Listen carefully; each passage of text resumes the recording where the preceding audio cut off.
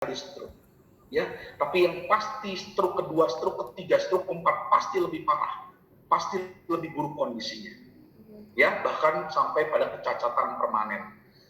Ya, jadi pada kasus ini rasa gatal itu bisa saja muncul dari gangguan syaraf sensoriknya yang disebut dengan dysesthesia. Lalu bagaimana caranya memperbaiki? Caranya memperbaiki adalah cegah stroke berulang. Yang kedua, kita harus aktifkan syaraf sensorik di sisa-sisa bagian syaraf sensorik yang belum kena stroke. Ya, yang belum kena stroke.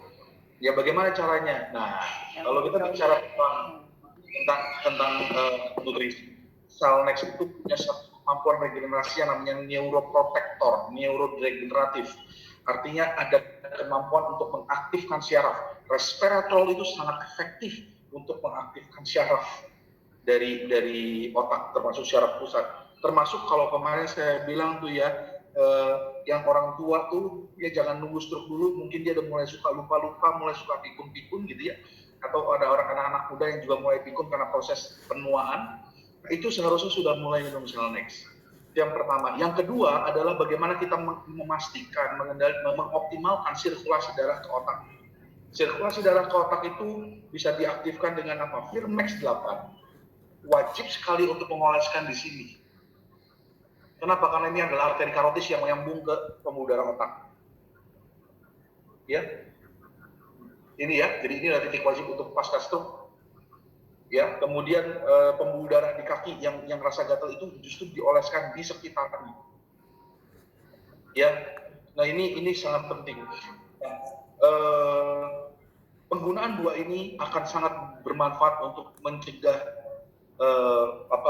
risiko berulangnya stroke dan juga untuk membantu mengaktifkan kembali syaraf yang masih sehat untuk bisa memulihkan keadaan pasca stroke. Yang ketiga ya adalah jaga pola hidup. Hati-hati, jangan makan durian lagi, jangan makan kambing lagi, jangan makan lemak-lemak lagi, banyak makan sayur dan buah. Ya, kemudian tetap melakukan aktivitas fisik, walaupun agak susah, agak berat karena pasca stroke harus tetap melakukan aktivitas fisik, karena itu latihan fisik. Yang ketiga, harus sering berkomunikasi dengan orang terdekat di keluarga, supaya fungsi dari syaraf bicara, syaraf pendengaran kognitifnya, fungsi dari otak sebagai pusat memori itu tetap terjaga. Begitu. Yang keempat, ada satu hal, Nexlin. Kenapa kok Nexlin dipakai pasca stroke? Kan Nexlin itu jadi pencernaan, ya. Karena Nexlin itu bisa mendetoks yang namanya lipid, yang namanya lemak jahat, kolesterol, LDL, trigliserid yang kemudian itu bisa menjadi pemicu dari stroke. Ya, jadi stroke itu ada dua, pecah pembuluh darah atau penyumbatan. Ini seperti balapan mana duluan, pecah duluan atau nyumbat duluan.